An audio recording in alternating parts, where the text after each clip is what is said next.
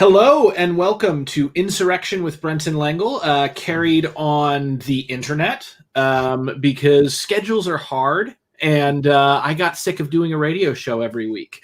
I'm your host, Brenton Lengel, and here we are doing our Radical Book Club, our regular thing with Bobby B of the 5x5 podcast. Bobby, you care to introduce yourself to the audience? Hey, bros, broettes, bro fluids, non-bronaries. I'm Bobby B of the Mustache Mafia now podcast, formerly 5x5. Yeah, we rebranded. Capitalism's weird. You got to do stuff. I've been a little inactive lately, but I'm coming back at you with chapter 7 of a really great book, Homage to Catalonia.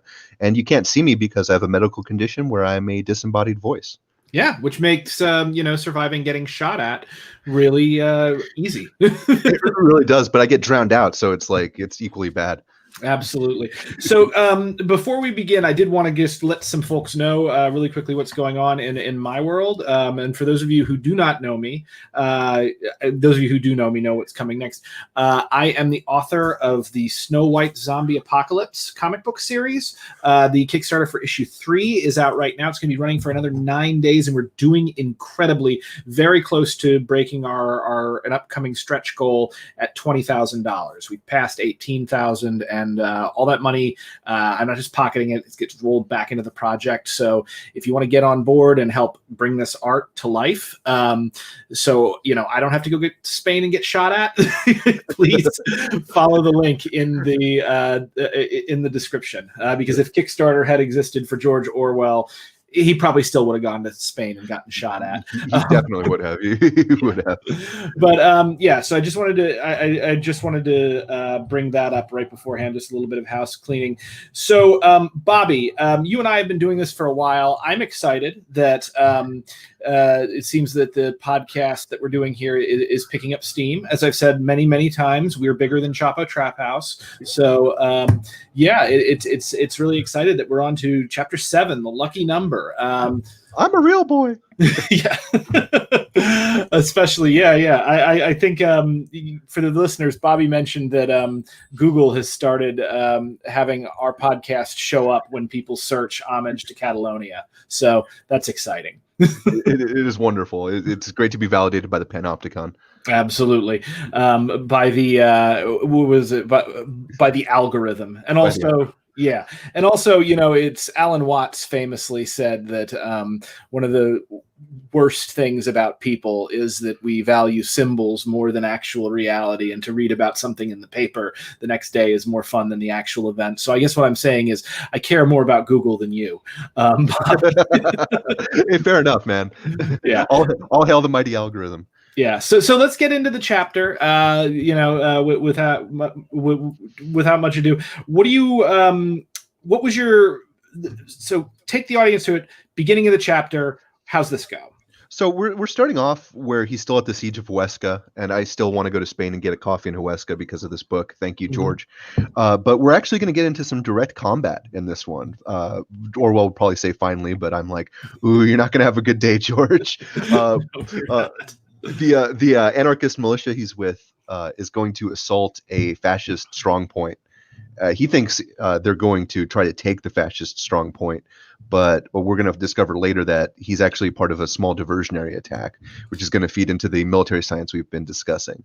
And this is the story of kind of how no plan survives first contact with the enemy, because like everything else in war, or probably in life, if you've ever tried to plan something out in detail, nothing goes as planned. No. And this is absolutely no exception. But it's interesting how it goes, and from a historical perspective, we're going to see different eras of warfare kind of colliding and merging into what would become World War II in this chapter. And that was really intensely interesting for me, as well as the beautiful writing that Orwell always does. And he describes this in great detail, even though it's probably something that only lasted a couple of hours for him, because when you get into a situation like this one, it sticks with you for the rest of your life. And that's something I'm probably going to cover towards the end of this. I look forward to it. This is what I love about your background here, and the kind of breadth of experience you bring to the analysis of this. Because for those of you who do not know, Bobby B is a two-time combat veteran. You did 2 tours. I did one combat tour in Afghanistan, and then I was part of UN peacekeeping missions in Africa. Awesome. After that, yeah. And I remember that. Okay, because I had forgotten that you had gone to Africa, but I knew why. Yeah. It's a long story that maybe one day I'll get into specifics of on the internet. Yeah, absolutely. But for now, you guys will just have to keep it mysterious. But know that what George is writing about, Bobby has firsthand experience of, and he brings a great perspective to both the anarchists and just war in general. I will also point out that Homage to Catalonia, the Spanish Civil War, one of the things that I have found so fascinating about it, and why I have spent so long studying it, is that with Homage, the Spanish Civil War really was just a collision of a number of forces, but really like the ancient world, or not really the ancient, but the ancient. Yeah, Franco in a lot of ways was not fighting for for just fascism, but for reinstating feudalism. So it's kind of a Don Quixote aspect to this whole thing. Yeah, I would say it's one of the last Asian regimes in Europe is colliding with the modern world here, which, to use the fancy French phrase from the Revolutionary era. Mm-hmm. I'm not familiar with that phrase, actually. So it's like the ancient regimes, the Asian regimes. My French is as awful as my other languages, but they were used to describe the French monarchy and the other old regimes in Europe during the French Revolution. Awesome. As opposed to the newer Republican ones. Well, that makes sense. Yeah, it's in English, I suppose. When we say ancient, you start thinking like Egyptians or something, right? So let's push a little further into the chapter. So Orwell is getting ready to begin the attack, and he doesn't have any idea what's coming. Right. So one afternoon, they're just sitting around, and they need 15 volunteers to be the scouts for an assault on a fascist redoubt. And right off the bat, you're going to see something that's really interesting in this chapter, just in the first paragraph. One, he has to oil his 10 good Mexican cartridges to put into his rifle so it doesn't jam. I don't know how in the gun culture your audience is, or I don't think you are very much, but that's crazy for a modern listener or reader to realize if they're used to modern rifles. Back in the day, you literally did actually have to oil your cartridges to lubricate them to go down the barrel. In this case, he has to do it because his barrel is pitted and he just needs as much lubrication. So please God, let this cartridge go down the barrel as much as possible. And actually kill the fascist I'm aiming at, rather than blow up in my face. And of course, these are Mexican rounds, which are the best rounds they can get, because Mexico is the only country that provides any sort of military aid to the anarchists. This is something that people a lot of them did not understand. They seem to assume that the anarchists lost because anarchists are bad at tactics and are bad at organization. But really, the major flaw of the fatal flaw of Spanish anarchism was simply that it was too radical to attract any serious support from the liberal countries. And that's a line that a lot of radicals need to walk, because the only non-liberal country was, of course, the USSR, and the USSR was not interested in supporting the anarchists. Well, the only non-liberal country that would have supported the left movement, because non-liberal countries were supporting the fascists, namely Italy and Germany at the time. Okay, yes, obviously fascism is not the same thing as liberalism. No, clearly. I'm not quite that far down the lefty rabbit hole. So, and if you are, you need to get off the internet and go outside or something. Get off the internet, go outside, look at a duck. Yeah, give it some bread, do whatever you got to do. And then he dirties his bayonet, which is actually something that's really smart, because back then bayonets were usually stainless steel or polished steel, and he's going out at night, so he has to dirty his bayonet because the flash would give him away. And then he notes that he has sausages and a cigar, and I'm chewing on a cigar right now, and I was chewing on a cigar as I was reading the book, so I felt a little camaraderie with George here. But what's interesting here is when he starts talking about the bombs, and by bombs he means hand grenades, that the Spanish government's finally succeeded in actually producing hand grenades. That sounds crazy to us now, but you got to consider too that we're talking about the 1930s. The hand grenade had actually gone away from warfare from like the early mid 1700s practically until World War One. So this is like cutting edge tactical technology that he's getting, even though it's a 7-second fuse, which is crazy. Count to 7 in your head right now, and that's how long the thing would take to go off. And it has a weird 2-pin mechanism, but that kind of shows you how the war's progressing. People are ramping up production of new and cutting edge weapons, and Orwell actually has something that's cutting edge technology at this point, which is really interesting. Mm-hmm. You're talking about the grenade. The grenade, yeah. It's considered cutting edge technology, even though I'm still going 1, 2, 3, 2 pins. Crap. Yeah. Well, and then one of the safety pins he notes is like not so totally reliable, so you might have one go off in your pocket, which is kind of the risk of using cutting edge weaponry in warfare, so that it might not work. Yeah, you're not. It's not tried and true, so you're not sure, exactly what's going to happen. I'm wondering where the modern grenades were supplied from. I have a feeling that they were probably made by the Spanish, because the mining unions used explosives. Yeah, and so like, in fact, I think that's probably one of the reasons why anarchists are associated with bombers. Is the people that a lot of anarchists came out of mining unions, and these were people who would be familiar with explosives and the use of explosives and how to go about doing that. Right, and there were the famous sensationalized anarchist bombings. I believe it's actually Arthur Conan Doyle, but I could be wrong here, wrote a book called, or a short story called The Secret Agent, which was about an anarchist bombing. It was like all the rage to be terrified of anarchist bombings in like the late 1800s in England. So that's another probably good, interesting reason there. But they're going to assault a fascist redoubt, which means like a fortified position for those people who aren't from the 1930s.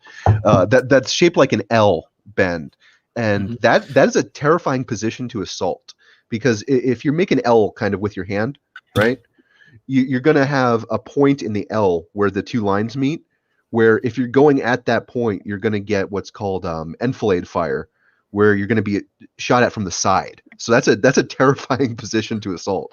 And are they assaulting the point of the L, or no, they're assaulting the corner, which is actually really intelligent, and it shows you again that their tactical doctrine's kind of advancing a little bit. So you don't want to assault the middle because you're going to get torn up. So they're just going to hopefully deal with defilade fire, which is fire from your front. And they're also bolstered by the shock troopers, which you kind of have to have a little bit of a chat about those guys. What is a shock trooper? So that gets used a lot in fiction, I think. It gets used a lot in movies too, the term shock trooper.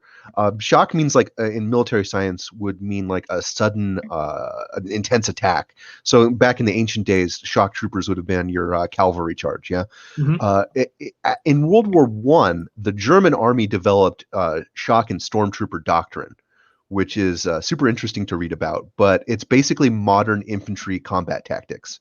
So these guys were integrating things like fire in advance.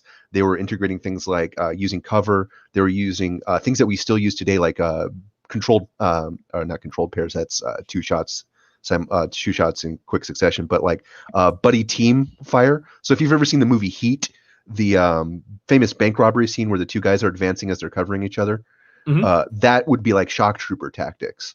And these guys are Germans, so these guys probably came out of World War One. They're probably veterans of the trenches, and they really, really know what they're doing because they have the most modern possible infantry doctrine.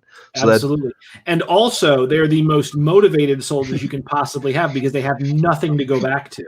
Absolutely nothing, because they're literally fighting against the German government at this point. Yeah.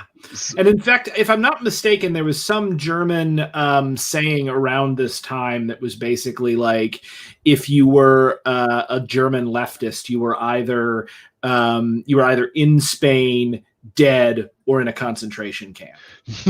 Yeah. A lot of the German army after the war formed into the Freikorps, which were basically like right-wing militias, but a lot of them didn't, and I don't think they get a lot of credit for that. A lot of them sided with socialists, a lot of them sided with the Weimar government, and a lot of them just did not like the Nazis. There's a famous German general whose name escapes me at the moment for some reason because I knew it 5 minutes ago, but he was their general in Africa during World War One, and Hitler tried to recruit him to be part of the Nazi government. And they don't know for sure what he wrote back to Hitler, but they know it was like 2 lines, and it was bad enough for Hitler to like strike his name from the record. Oh my! Yeah, well, good for him. Yeah, so there's a lot of politics going on a lot in this point. But the 70 shock troopers are to assault the next position over from Orwell, and it's interesting it's a coordinated attack. So the anarchists are kind of learning war through practical experience here. Which, in my experience, tends to be how anarchists learn most things. Yeah. Sometimes I wonder because, like, all right, so like I'm a kinesthetic learner. I learn by doing, and I normally will. If there's something I want to do, I will throw myself into it head first and see how it's going to work out. You know, like when I hiked the Appalachian Trail, Maine to Georgia, I just had my dad like just drop me off by the road with like 7 days worth of food. I'm just going to hike north and see what happens. By the way, it is murder to carry 7 days worth of food, especially right when you start. It really is, man. And consider like a modern combat load for like a U.S. Army soldier is like somewhere around 100 pounds. Good God. Stuff. Yeah. Yeah. Light infantry isn't a thing. I mean, it is, but it's not light. Yeah. So, all right. So let's keep going. So I just closed out my notes because I'm a moron. But he takes a little rest in a barn that's been blown out by a shell hole, and they have to improvise a little board for them to rest on. And there's a rumor of hot coffee going around, and this is something that always happens in a war. It's just a rumor, so they don't actually get any hot coffee or brandy like they're promised. But that's something that always happened. I used to joke with my friends that in the Army we could be getting telephones next Tuesday, but the rumor mill would turn it into Tomahawk cruise missiles next Wednesday. But that's just a thing that happens in war. But their plan is that they're going to basically do a night infiltration. They're going to move forward, cut the fascist barbed wire, and assault the fascist position by surprise in the night, which is a complicated maneuver, but it's something that's possible. The problem is that they don't kind of know what they're doing, like we were talking about. Like at first, their suggestion is that all of the dudes who are marching forward wear white armbands so they can identify themselves in the dark, but they don't wind up doing this because one of the soldiers suggests, so why don't we just have the fascists wear armbands instead? Oh, I remember that. Yeah, that's something that's kind of important.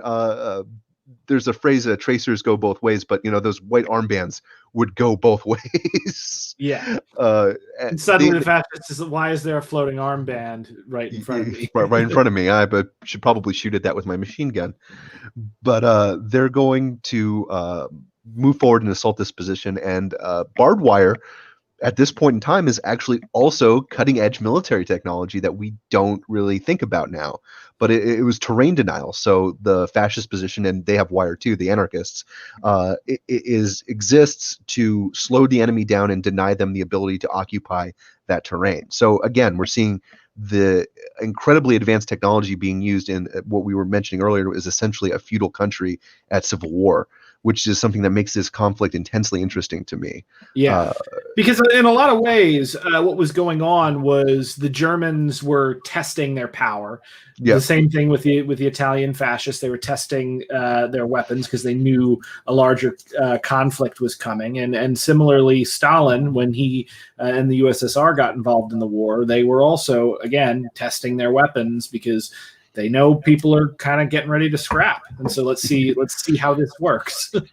Yeah, and then Orwell's advancing, and I assumed that they were crawling at this point, but I realized they're actually marching, and like I'm cringing because right now, if you tried to do this, or if you've ever seen a movie about Vietnam, the best way to advance in a position like that in the dark is to actually crawl, and Orwell's like marching, like standing up in this mud, and I'm just like, oh no, don't do it, don't stand up. And it actually happens that he keeps looking back and raising his head up to look back, And Benjamin, who I guess is the leader of this little assault, keeps turning around and telling him to keep his head down. Yeah. Orwell, minor spoiler, I'm not going to say anything directly, but Orwell is a guy who really should have listened to keep your head down. Really, for real. Always keep your head down in a firefight like this. It's the most important part of your body. Yeah. Well, if you look at Orwell, I think he was pretty tall, and he's just like kind of like a gangly type of guy, and he's got that doofy look to him that he is the guy who would be like, yeah, oh, what's up there? Yeah, well, that's also kind of a function of the Spanish economy too. The tallness of Orwell and English people compared to the Spaniards at this point isn't necessarily a function of like genetic inheritance. It's a function of nutrition. Like if you have a really crappy diet like a Spanish peasant, you're not going to be like 6'2", 6'3". But if you're a well-to-do English guy who's fed well, that you're going to get taller. And that actually was a big factor in World War I. I think we've discussed this on a previous episode, but at the beginning of World War I, a good portion of the English population wasn't actually fit for military duty because they were malnourished. Like, it's a strategic issue for your population, especially when you're doing something like warfare, where people become a strategic resource. Their plan too is kind of old meets new a little bit. Their plan is to sneak up to the fascist position and then chuck grenades and then assault on through. In modern kind of combat doctrine, once you get into the grenade range, because your grenades aren't going to be as long of a range of a weapon as your rifle is, because you physically can't throw a grenade 300 meters. And if you can, please sign up for the Olympic team. Please do it. But your best bet is to just assault on in, because you're just going to be sitting there taking grenades either way. But that's their plan, and it goes actually fairly well. They march through the mud, and Orwell remarks a lot about how it's impossible to move through mud quietly, which is true. The slurp, the noise of it. But they're lucky in that it's raining, so that covers a lot of that noise. And they're also mostly quiet. And something people kind of don't realize about moving quietly in the dark is that if you whisper, the whisper actually carries further than speaking at a low volume. You can't decipher what the whispering person is saying, and try this out yourself sometime. You can't decipher what the whispering person is saying, but you can hear the whisper more than you can hear like somebody speaking at a very low volume. That's fascinating. I hadn't really thought of it. Yeah, and you learn that when people are teaching you how to kill people. It's one of the little disturbing things that you pick up. But they also only have one wire cutter, which made me cringe, because when he mentioned that, I'm like, oh god, Chekhov's gun. They're not going to have any wire cutters when they get there. I mean, there are other ways to get over barbed wire. You can throw a blanket over it, or a very unlucky guy can lay on it. But the best way is to cut it. But they managed to cut the wire, and then they have to go to the inner wire because there's 2 layers of the wire. So the fascists actually kind of know what they're doing, right? Yeah, they're probably hearing the wires snap at this point. But they're not shooting at them, so they don't know exactly where they are. Right. Well, they might not hear the wire because it is raining, and that might cover it. But the outer wire is going to be farther away from the parapet than the inner wire. But once they do get to the inner wire, somebody does actually hear them, and the firefight starts. Okay, I'm remembering this now. Yeah, so he assumes that the fascists had been waiting for him. I don't know that that's true. I kind of get the impression from this that it was just a well-fortified position. But once the firefight starts going, you get chaos. The loopholes. I'll read a good quote here. The sentry had heard us at last. Jorge. I pronounced it right. I didn't say Jorge. I was so nervous I was going to do that, and I just did it now. Poised himself on one knee and swung his arm like a bowler. Crash! His bomb burst somewhere over the parapet. At once, far more promptly than one would have thought possible, a roar of fire. 10 or 20 rifles burst out from the fascist parapet. They had been waiting for us after all. Momentarily, you could see every sandbag in the lurid light. Men too far back were flinging their bombs, and some of them were falling short of the parapet. Every loophole seemed to be spouting jets of flame. It is always hateful to be shot at in the dark. Every rifle flash seems to be pointed straight at yourself, but it was the bombs that were the worst. You cannot conceive of the horror of these things until you have seen one burst close to you in the darkness. In the daytime, there is only the crash of the explosion. In the darkness, there is a blinding red glare as well. I had flung myself down at the first volley. All this while I was laying on my side in the greasy mud, wrestling savagely with the pin of a bomb. The damn thing would not come out. Finally, I realized that I was twisting it in the wrong direction. I got the pin out, rose to my knees, and hurled the bomb. Threw myself down again. The bomb burst over to the right, outside of the parapet. Fright had spoiled my aim. Just at this moment, another bomb burst right in front of me, so close that I could feel the heat of the explosion. I flattened myself out and dug my face into the mud so hard that I hurt my neck and thought that I was wounded. Through the din, I heard an English voice behind me say quietly, "I'm hit." The bomb had, in fact, wounded several people round about me without touching myself. I rose to my knees and flung my second bomb. I forgot where that one went. So, I mean, like, you watch like action movies, you watch like say Rambo or you watch John Wick, and you think that like a firefight is going to be a situation where you have your wits about you and it's just muscle memory. It's chaos. I mean, this is like maybe like a couple hundred guys sitting in the mud in the rain, just trying to hit each other without being able to see anything. This is a horrifying situation. Yeah. But and it's one where you kind of like, the more I read this, the more I remember, the more I'm like, how in the hell did Orwell even survive this? Right? I mean, it's a function of not being exposed, being hit, but it's also a function of luck. So there's a non-zero chance he's going to get hit, and you don't hear the books written by the guys who got hit. Is kind of how that works out, I think. The guy who is unlucky and gets killed doesn't survive the war and write an interesting book about it. Yeah. The English voice behind him who's yelling, "I'm hit," he didn't get to write his book, and that's kind of one of the grim realities of warfare. It's people get taken randomly, and then people. Looking at it after the fact, it's easier to see. But ultimately, Orwell was in a lot of ways just lucky. Yeah. It's true. The lines kind of start to form, and people are taking cover and pouring fire into each other. Orwell winds up flinging a third grenade. He says it crashes inside the parapet, but he can't actually see if it killed anybody, so we don't get to know if he got to take out his fascist. But maybe we'll assume for his benefit that he did. Yeah. It's funny just because the Orwell's, a lot of the book and a lot of the humor in this book is Orwell's high expectations being met with the actual grim reality, but like it's a grim reality it's not like the grim reality as understood by Christopher Nolan that he's confronted with. It's again comic opera with occasional death. It's a grim reality that seems like it is being written more from a comedic perspective than from a dramatic one. It is, in a way that's kind of good, because it gives you kind of a grounding in the absurdity of the venture of warfare, because it is a kind of it's a institution that's been with us our entire history. It's an institution that will probably be with us our entire history, but at the same time, it's absurd. It really is.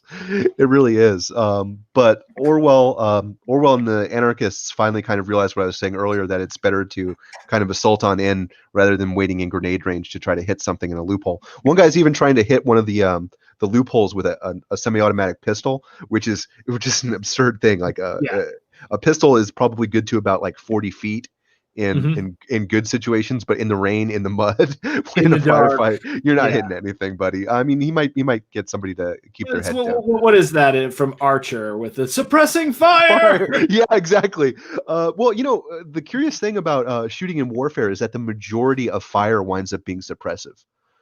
Again, this is something that we see in movies, that we assume that like you're popping people left, right, and sideways, but you're really trying to keep people's heads down to keep them from maneuvering and to get into a better position in which to actually wind up killing them, which is what they're doing. They're trying to get close into the parapet so they can negate the defensive advantage, because defense, we learned from Clausewitz, is the strongest form of warfare. But the only possibility of victory in warfare lies in the attack, which we're going to see here. That when the anarchists assault on him with their bayonets, which to a modern person is kind of crazy, because at least the U.S. military, I don't know other militaries, there hasn't been a bayonet charge executed by us since the Korean War. So that's well, it's guns, a little. Modern guns are a lot more effective at Yeah. close range, so there's no real reason to do that. Yeah. I remember when I was doing Tecumseh out of Chillicothe, Ohio. We recreated some of like the weapons of that era to be used like within our stuff. And one of the craziest things was that, in the colonial period and before, Tecumseh was early 1800s, guns only had one shot. And then immediately your rifle, if you didn't have a bayonet, your rifle became a club. And it was so well used that the Indians, the Native Americans, actually made rifle butt tomahawks. Yes, they did. Which was the coolest weapon, and I was so mad that I didn't get to use that as my prop in the show. Instead, I used the kind of rudimentary mace that they did, where they took like a stick and a leather pouch with a ball with a 5-pound rock in it. Mine was a tennis ball in the play, but 5-pound rock normally. But like that was a lot of what warfare was, even when there was guns, like once you got within a certain range, up until fairly recently, things essentially became a knife fight or a rifle butt fight. Yeah, you can see one of those rifle butt tomahawks in Last of the Mohicans film too, if you're curious, guys. Great movie. I do want to address something as Orwell gets in. I saw in the chat somebody posted this quote that it is impossible not to be struck by the bare misery of the fascist dugouts. The litter of spare clothes, books, food, and petty personal belongings that you saw in our dugouts was completely absent. So that is a function of the fascists being materially immiserated and a conscript army. It kind of also is a function of them having more professional military discipline, because a disciplined military force doesn't leave as much garbage behind, because one, it's not hygienic to have that in your dugout, and the other thing is that it leaves stuff for the other guys to take, or it leaves signs of your presence that can be traced back to you if you're marching somewhere. So that's something kind of. It's also a function again of Franco not being particularly kind to his troops. Yeah, well, and it goes to show that, we've talked about this before, but it goes to show that I think the tactic for winning this, with the benefit of history, would have been advance, adelante. It would not have been no passerà, because essentially they gave the fascists the time to overwhelm them. With their support, whereas as immiserated as these people were, you conceivably might have been able to push south far enough to seize those the munitions factories in the south, which just sadly they weren't able to do. Right, and it's also kind of a function of Spain's geography, in that like the central plain of Spain, the famous plain where the rain falls in Spain. If you look at a map of Spain, it's kind of almost encircled by like high ground and mountains that are hard to pass over. So that was another thing that kind of hampered their advance. But yeah, you're not wrong. Again, the strongest form of warfare is defense, but the only possibility of victory lies in the attack. In the attack, yeah. Well, and also similarly in hand-to-hand combat and in debate, rhetoric, and when you are the one attacking, you're forcing the enemy to react to you. And you're like, you can win defensively, but it tends to be, in my experience, a losing strategy. Unless you're really, really good at it. And then something else interesting happens here is that as they're going in these blown out dugouts that they've thrown maybe 10 or 20 hand grenades into, so they're blown all to hell. The fascists have taken their machine gun and run, but they've left the ammunition. they were really hoping to get that machine, and just Orwell just can't seem to get his hands on a machine gun in this book. It is one of his great regrets. Like, it's machine gun. And I'll tell you from experience, shooting a machine gun is super fun. Do it if you get the chance. Seriously, it's great. Have a piece of if you haven't listened to our previous episodes, here's a little quick aside. Is that can I curse on this? Is that going to hurt the algorithm? Okay, curse. Okay, so the way the Army taught me how to shoot a machine gun was 6 to 8 round bursts to not melt the barrel, and you're supposed to time that out by saying "die, motherfucker, die." And by the time you say that, it's about a 6 to 8 round burst. So I told my hippie dad about this. And he's like, why don't you say something nicer? Like, have a piece of apple pie. And I tried it and it worked. And I've never not done it. Have a piece of apple pie. Have a piece of apple pie. I kind of regret that I wasn't in like an Alamo situation yelling that, have a piece of apple pie. Someone needs to put that in a play or something. You have my. I'm stealing that as soon as I have the opportunity to, because it's too funny not to steal. Yeah, please. Thank you. Something else really funny here happens though is that he sees his first kind of up close fascist in combat, and it's this dude who's bareheaded and he's got like a blanket wrapped around him, and he's like, oh my god, the commies are coming. And he's running and he runs away down the communication trench which connects the different fascist positions, and Orwell doesn't know what to do, freezes for a second, thinks back to his boxing instructor in school telling him a story about bayoneting a Turk, right? And he does this exaggerated bayonet move and just barely misses the dude as he's running away. And I'm just picturing Orwell trying to do like a fencing lunge with this bayonet. I missed him. You shouldn't have did that, Orwell. But they note that they found a bunch of ammo, but all their rifles are jammed because they've been crawling and moving through mud, and all the mud's been getting in the action, which is another thing that you kind of don't think about. But mud is the biggest enemy of a rifle back then or even now, because you're talking about a relatively complicated piece of machinery that functions basically only when it's clean, when it's clean and in good order. Famously in our culture, we have the psychological scar from Vietnam of the M16 jamming all the time.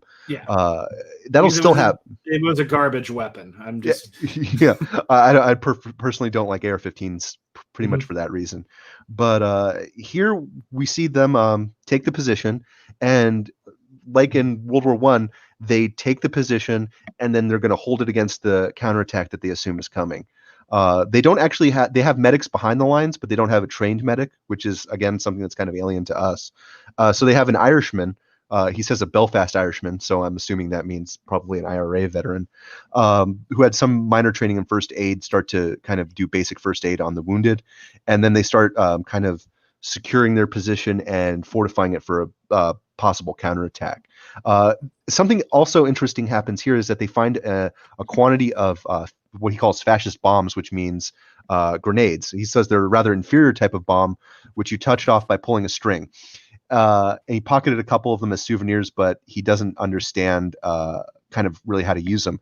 That's kind of something, again, that's kind of interesting in the history of the hand grenade. I hope this isn't too boring for people, but we always think of pin hand grenades. And the way a hand grenade works is when you pull the pin, you have a pyro delay that's going on in the fuse. That's however many seconds, 7 for Orwell, 3 to 5 seconds for a modern grenade. The fascist bomb that he's describing is like an old potato masher, World War I stick grenade. And the way those worked is you had to unscrew the bottom of the stick, and then you pulled on a rope, which essentially lit on a match, which would start the pyro delay, which is super unreliable, and the timer's a little weird on it, which is why we don't use those anymore. So that's actually what the German army would be using, though, up until like 1945. So yeah, so he found a bunch of stick grenades. I remember that when I had like the little toy soldiers that you played with as a kid, that like they were probably originally minted like in the 1940s. One of the gray soldiers had one of those stick grenades. Stick grenades, yeah. The great advantage is that the wood, grenades don't kill you with the explosion; they kill you with shrapnel. So the great advantage of that is that wood turns into splinters. The weird thing is that it's bulky and it's kind of hard to huck it right, because you kind of throw it almost like an axe. So it's a little weird. Well, I always assumed, because I've never thrown Yeah. one of those. I always assumed that like you actually weren't supposed to throw the wooden part. You were supposed to use it like to sling. Oh, it's like an Adderall. Yeah, yeah, Yeah, no. You throw it like end over end, almost like an axe. It's kind of weird. that's freaking cool. Yeah, Yeah. so some of the Germans though would take the wooden part off and just have the string and throw the grenade like a baseball. Okay, that makes sense. Yeah. Because I know I'd seen images of people chucking like just the tops of that. That must have been it. Yeah. By the way, for the audience, guys, and when we were talking about the Irishman, it made me think of "Viva la Quinta Brigada," which is a phenomenal song. There's a couple of versions of it by like Christy Moore and Pete Seeger, all about the International Brigade, specifically the Irishmen that went to fight in Spain against the fascists. So Orwell is not fighting in an international brigade unit. He's in the POOM, but it's still it's just a fascinating struggle, and I get a little teary-eyed. and if you're curious about the Irish, where that Irishman came from, you can read a couple of interesting books. Michael Collins, in his own words, I'm actually related to that guy, so I'm a little biased on that one. Interesting book about the Irish Revolution. You can also watch the Michael Collins movie, which is a good movie, or if you want to watch the Irish struggle for independence from a left perspective, there's a great film called The Wind That Shakes the Barley, starring the bro from Peaky Blinders. Whose name I can't remember at the moment. But you're talking about the bro, like he's Tommy. Yeah, he got the face. Yeah, the face with the eyes and the nose. The man with the face and the eyes. But you know what we're talking about. Yeah. The Irish, it's fascinating too with the Irish because just Ireland is one of the quote unquote white nations that has also been colonized and destroyed and subject to horrible treatment at the hands of the British. And so like there is a very strong left movement in Ireland in much the same way that there's a very strong left movement with regard to Spain and with regard to a lot of places that have been more or less on the receiving end of a colonialism. Right, and brutal colonialism too. The burning of Cork is one of the worst war crimes that's happened in Europe up to World War II.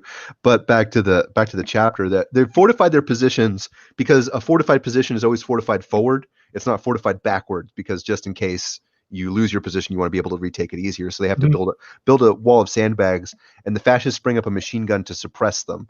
So they're kind of stuck in this position that they've taken. And unfortunately, Orwell finds out that when a couple of shock troopers come up behind him, that the shock troopers got lost.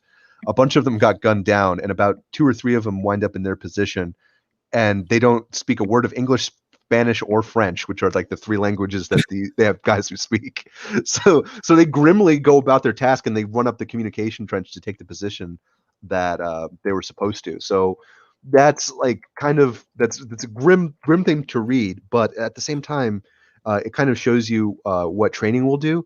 These guys are in a really bad situation. They've lost the majority of their dudes, but they have the doctrine, the motivation, and the training to keep carrying out their orders. So that's something that's kind of a little bit absent in the Anarchists, even though they're learning as they're going along.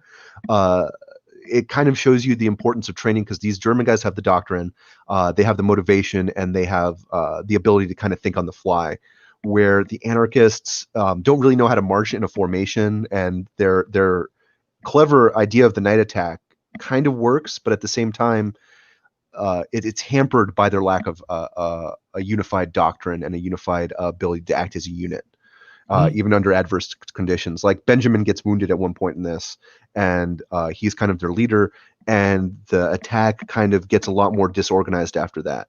Whereas with like a shock I'm sorry, was I interrupting you? Well, no. I was just going to add, with regard to the German shock troopers, I remember hearing about them and getting super excited, as I'm sure like Orwell would. And this was one of the heartbreaking moments of the book, was that this crack unit that had sacrificed so much just got torn apart. Yeah, that's kind of one of the things to remember. I had a first sergeant. We were in a big training exercise, and there were special forces in the training exercise. And I was talking to him. I'm like, "Wow, those guys are so cool. They're special forces. Oh my God, Green Berets." And he turns around to me and he goes, "You know what stops those guys?" And I'm like, "I don't know what." He's like, bullets like everybody else. And I'm like, and that kind of like disabused me of like I mean, I still have a lot of respect and reverence for like special forces guys, but like it kind of disabused me of my notion of invincibility. So thanks, Top. Thank you. Well, it's a good thing to be disabused of. It's in a weird way, humans have a tendency to put other people on a pedestal, and it's an annoying tendency, like even in the left, where somebody who becomes somewhat prominent on the left, people are like, I saw there was like a thread in one of the groups that I frequent, and it was like, oh, when is it okay to start trying to collaborate with bread tubers? I'm like, anytime, just freaking ask them. They're human beings. But it's like, even on the left, when we're supposed to be heavily critical of hierarchy and like realizing that, everybody is essentially equal, people still get weirded out about status that just simply doesn't translate into reality. Right. And that's true in organizing, and it's true in war. It's true in everything, really. And it's a lesson that you can take from military science and apply it to other things, like you just did. And that's something that's great about being grounded in theory, is that you can take that theory and start applying it to other things and have a kind of a framework to understand how things work from a technical level. The danger, like you said, even with theory, is being too bogged down in it and reading it like a holy text, and you don't want to do that either. No, you definitely do not. No. Because again, also all theory is written by some jerk. Exactly. His own ideas and his own. Yeah, and also what works for one person, or the way one person understands something, it won't necessarily translate out to somebody else. But yeah, theory is incredible. Just, remember that you are eating from that trash can all the time. Slavoj Žižek. Yeah, I love that guy. The greatest thing about Žižek, and half the reason I think he's famous is because when he got into that film and said, "I'm eating from that trash can all the time" as a metaphor, he looks like he looks like he does.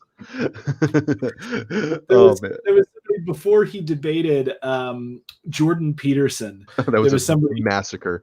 Oh yeah, but there was somebody who was like, I don't know, I think Jordan Peterson will do well, but he's going to lose because Jordan Peterson is a Canadian psychologist and Slavoj Žižek is a raccoon transformed into a human being by a witch's curse. Yeah. Oh man, he beat him so bad that he got a benzo addiction after that. But he got a benzo addiction and went to Russia, and his daughter married a Marxist, like a Stalinist cult leader. That's a whole nother stream. It's like a couple streams. But at this point, back in Spain, the fascists are mounting a counterattack, and they get into grenade range, and we see why armies regard grenades as a defensive weapon, because as the fascists are coming forward, the anarchists are actually able to use their grenades to great effect to kind of stop their advance. And one of them is hilariously a dud that gets thrown, and Orwell doesn't actually know how to use the stick grenades that he's found. So again, we see kind of doctrine interfering with their execution of the plan.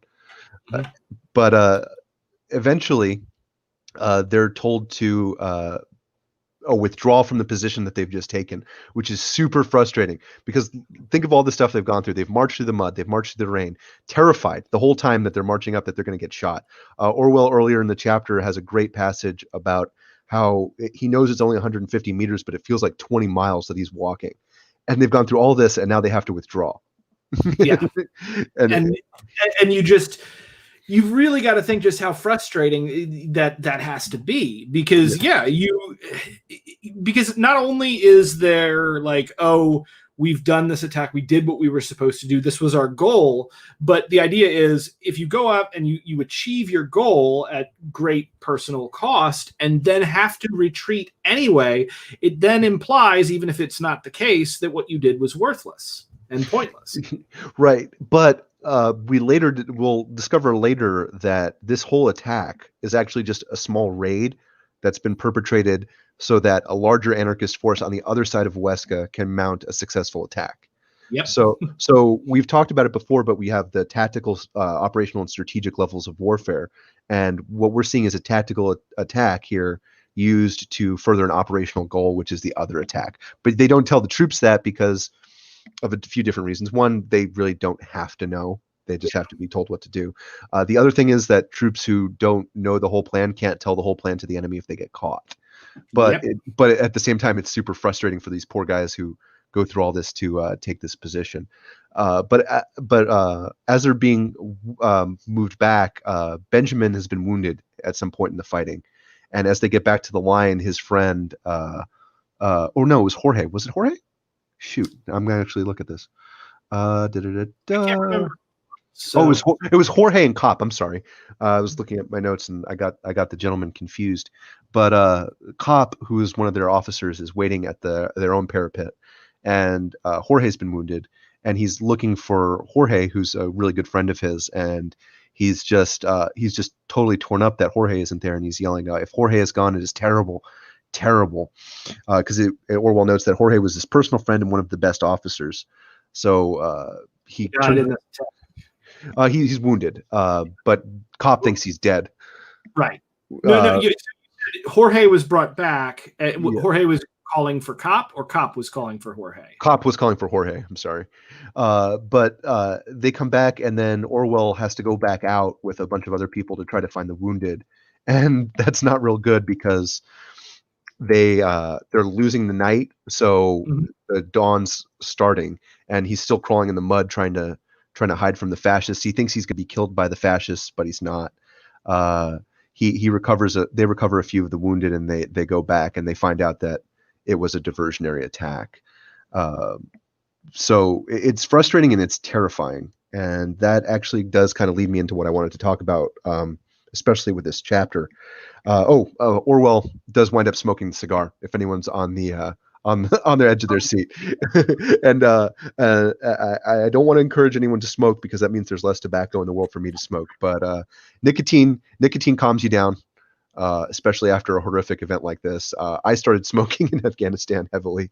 CBD does it better. CBD does it better, but they didn't allow us that back then. The military will never allow cannabinoids because they make you calm and peaceful, and they want you angry and hungover on alcohol. That sounds about right. Angry, hungover, fight. I'm gonna kill that guy. It's funny how cigarettes are very like situationally dependent. Like when I was in college, when I was a younger kid, like in high school, I was like, I am never going to smoke under no circumstances.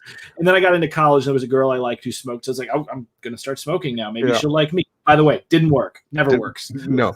But after college and like one of my first jobs when I was working at that dinner theater doing rock and roll and sketch comedy, the only way you could get a break is if you smoked. So I took up smoking for a while just to get a break at work. And then after my friend died in his sleep 5 days before I turned 25, at age of 25, when he passed away, I immediately lost all urge to smoke, and I haven't touched a cigarette since.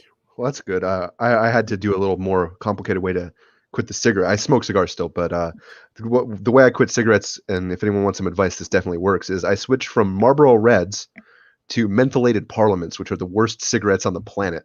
and eventually you just got I just couldn't stop doing it. But back to what we were saying, the thing I kind of want people to take away from this chapter is that we get a glorious image of warfare. Orwell has the glorious image of warfare. War is terrible. Like, war is one of the worst things that you can go through. The movie The Thin Red Line, I don't know if you've seen it, has a great quote where the guy says, war doesn't ennoble men, it poisons the soul. And if you're ever thinking of doing something violent, don't, please. But think about this. Don't think about like the movies you've seen or the visions of glory you might have put in your head by somebody. Think about wandering through the mud in the dark, hearing people screaming because they've been blown apart by grenades or shot, bullets whizzing by you, guys trying to stab you with bayonets. Think of machine guns going off. Think that, and I wrote a terrible short story with this line in it, which is the only good line I thought I had of it. But every time one of those guns goes off, it's the end of somebody's story, and you can't take that bullet back. And those people who died on that field never got to come back, and they never got to see the world that they wanted to build. War is the Thank you, man. It was the only good line in that whole awful short story I wrote. Yeah. So like, if somebody, there's a lot of narratives going around now because we're recording this in 2020 about like civil war, revolution, all this.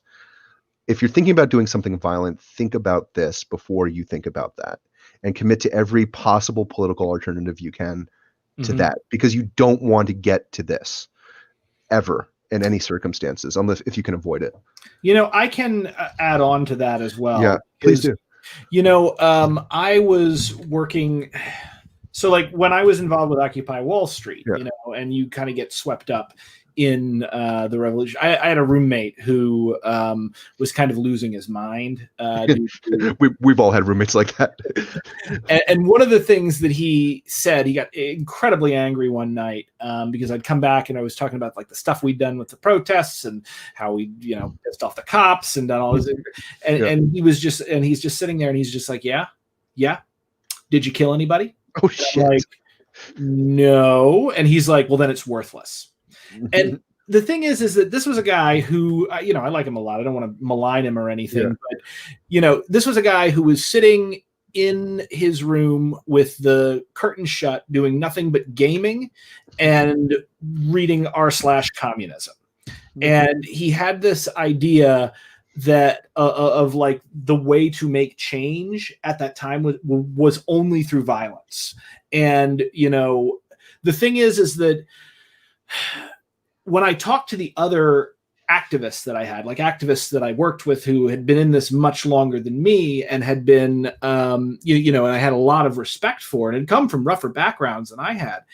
Anytime you heard anything about violence, the guys that actually know what they're talking about, they immediately like, no, you don't want anything to do with that. And you know, that absolutely is the case. We can get very frustrated. And we can get very angry and we can feel that progress isn't being made and that we have to force that progress into the world by any means necessary. But the fact is that the ends do not justify the means, even if you are successful. Because simply by employing that strategy, you change the world and you change the outcome of what you're trying to accomplish. And it's just, I'm not a full pacifist. There are sometimes you have to fight, but fight when you have to and only when you have to. Right. And this, to be fair to the anarchists here, I'm not saying that they were wrong for fighting. This is one of those situations where politics led to violence. So this is a situation where they had to fight, but don't get to this situation is what I kind of want people to take away from that. If you can avoid it. Yeah. If you can avoid it. Yeah. At all costs. And I mean, and then think of the destruction that's just economic. If you care more about property than people, the field that they're blowing up with their grenades is somebody's farmland. So somebody isn't going to recover from that for decades. The dugout that they were in at the beginning of this was somebody's farmhouse that has a 20-foot crater in it from an artillery shell. War leaves psychological, physical, and economic scars on every country that goes through it, and you do not want to do that. At the same time, there are some really comedic things in this. I did miss it earlier where Orwell is on the firing line and somebody's shooting a gun off right behind his head, and he jumps up straight up and yells at the guy, "Don't shoot that right behind my head, man." Like, oh my God, like, what are you doing, George? George, keep your head down. You can find humor in any situation, and this is a great example of that.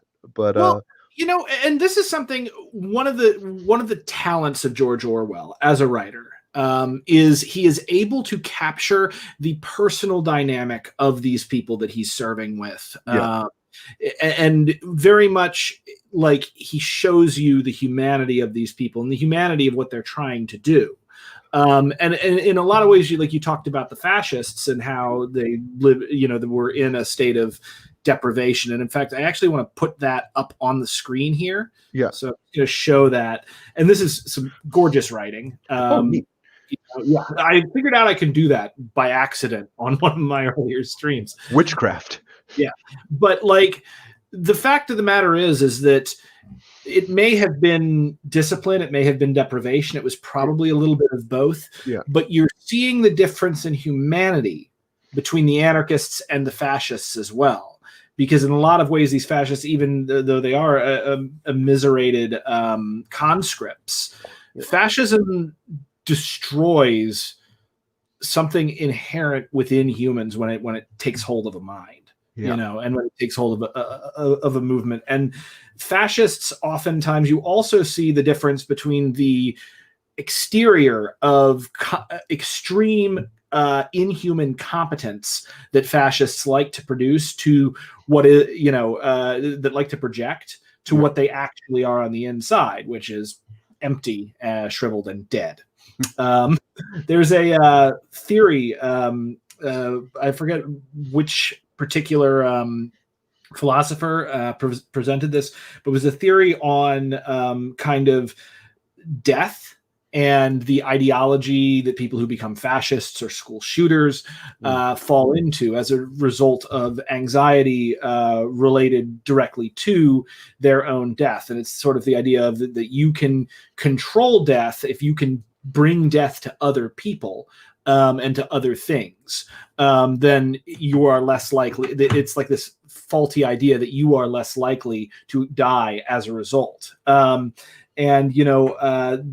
fact of the matter is that if you go down that road, what happens is at the end of that road, even though you're alive internally, you've already killed off so much of yourself as a person that you essentially a walking corpse that is involved itself in a death cult. And that is why fascists are zombies in the worst possible way. Yeah. Foucault, years later, and I don't have the exact quote in front of me, when Franco finally passed away, he said that the man who ordered the deaths of so many didn't realize that he himself was dead already. So, yeah. Well, and by this logic, Steve Bannon is a necromancer. So. Well, he probably is. He's a World of Warcraft gold farmer. Yes. He probably has at least one necromancer. That was an incredible chapter, and we're going to come back for chapter 8, because I believe chapter 8, if I'm not mistaken, they're going to be heading back to Barcelona soon. Am I correct in that? Have you read chapter 8 yet? I believe you're right. We're also eventually going to get a really full-throated chapter in here. Very full-throated chapter. Yeah. 1930s kids know.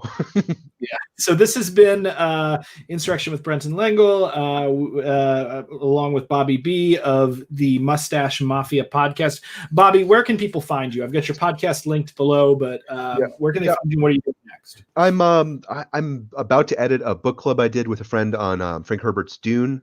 I have just been slow because of the holidays and some work-related stuff. You can find me on the Mustache Mafia YouTube channel, the Mustache Mafia SoundCloud. You can find me at MustacheBob2 on Twitter. If you're MustacheBob1, please reach out to me because I want to know who got that name before I did. And you can occasionally find me doing radical book clubs with Brenton Lengel. Here on my channel. For those of you who are listening, I have a debate coming up on the 10th with the Distributist. And it's going to be on modern day debate, and I'm going to be arguing for more democracy versus less democracy. What is it with these names? Oh my God. Like, that sounds like a terrible Dr. Who villain. I'm sorry. I know I'm Mustache Bob. I'm the Mustache Mafia, so I don't know how much room I have to talk about this, but like, at least he's not an ancient Sumerian king. Jeez. I got the craziest email, like right when I first started debating, I got the craziest email from like some alt-right weirdo who was really happy that I'd gone up against Mike Enoch and Eric Stryker and kind of kicked their ass because they all hate each other too. But he wanted to pay me in Bitcoin or whatever you would prefer to come on, and he signed it like the Baron. The Baron. And if you'd like to pay me, I only take a secret George Soros Moon Platinum at my Antifa Patreon. If you know where it is, you know where it is. Oh yeah, absolutely. I am addicted to the Antifa Super Soldier Serum, and it's the most annoying thing in the world because yes, the Super Soldier Serum is free, but you've got to fill out you got to fill out you got to get the receipt. You got to fill out the expense request form. You've got to fax it. You have to fax it to George Soros. You can't email it. You can't take a picture with your phone. And then it takes eventually I've just got like this pile of Antifa Super Soldier receipts and a bank account. God, I mean, do you get the headaches too? Yeah, in fact, the headaches that will slowly cause horns to grow out of my skull. Look at what they make you give. So yeah. Anyway, all in all, this has been Insurrection with Brenton Lengel.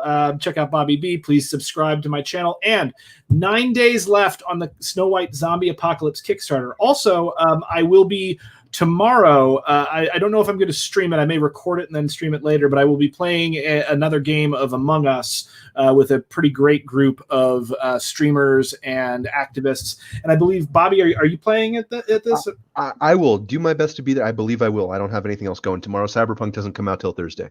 Absolutely. Very much looking forward to it.